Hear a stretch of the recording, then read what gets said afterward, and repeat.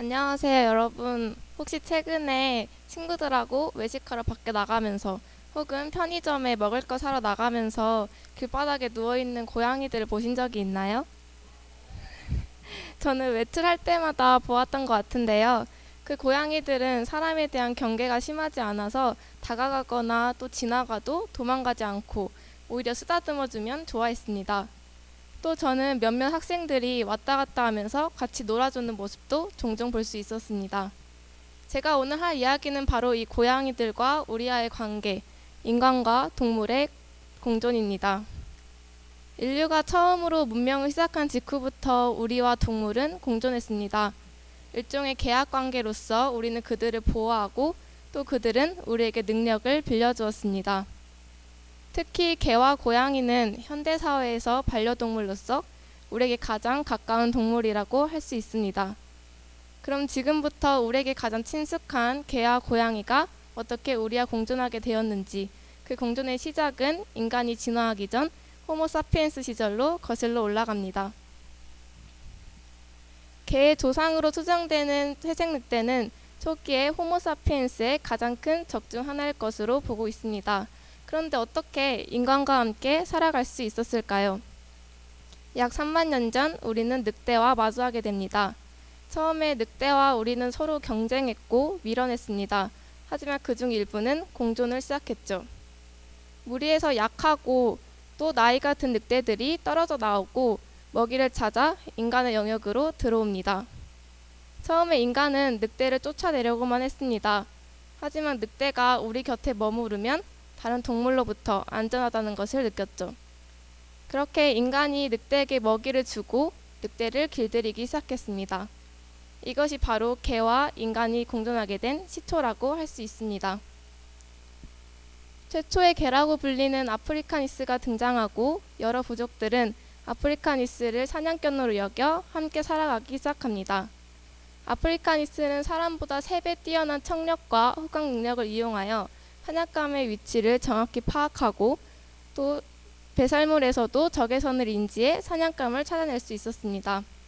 이러한 능력으로 인간과 함께 사냥하고 또 사냥에서 얻은 가축들을 공유할 수 있었던 것이죠.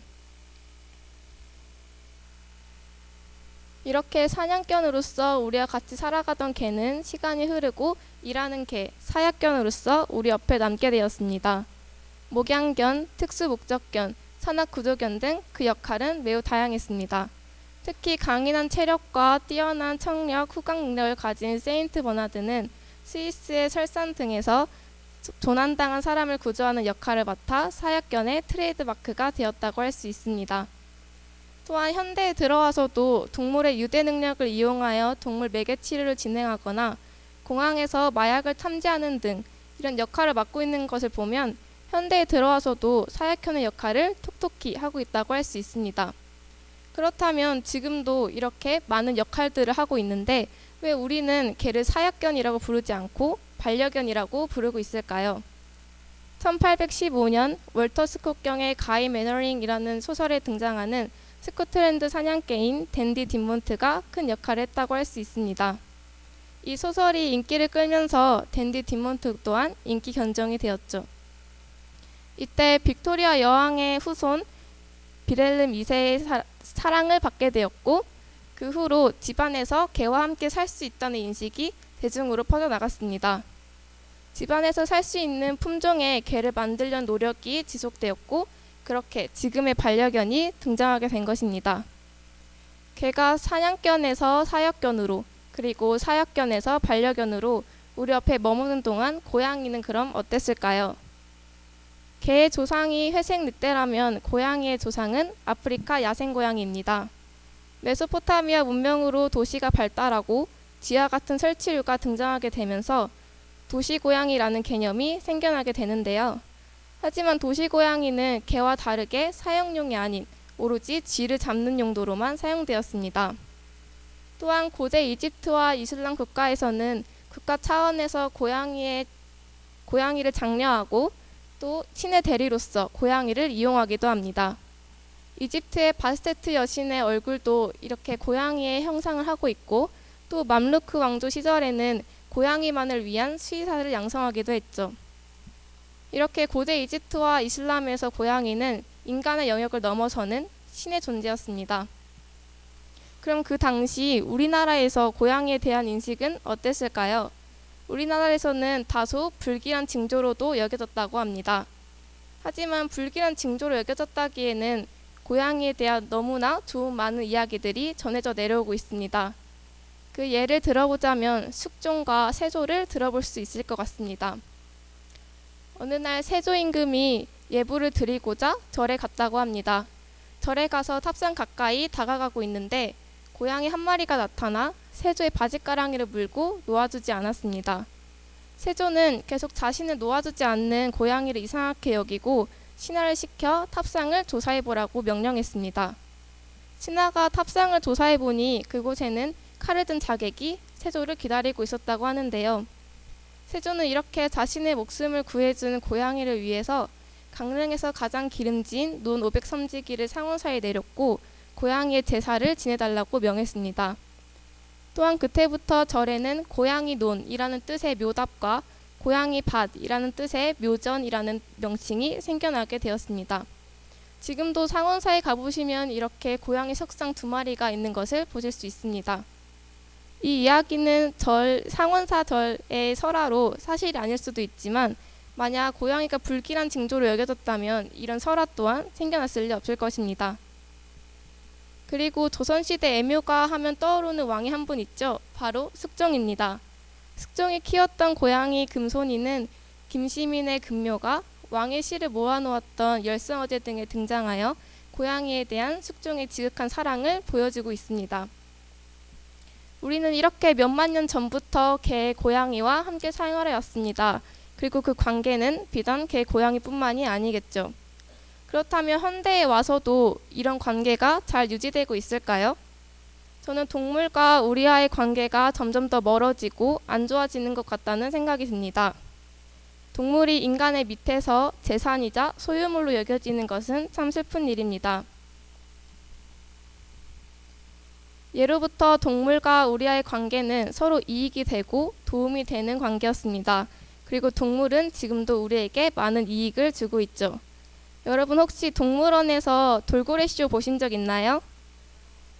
동물원의 동물들은 우리에게 다양한 쇼와 다양한 체험을 경험하게 합니다.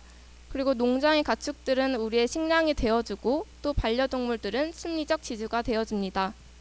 또 실험실의 동물들은 혹시나 우리에게 피해가 갈 수 있는 약물을 먼저 검사하고 또 우리는 동물을 이용하여 돈을 벌어들이기도 합니다.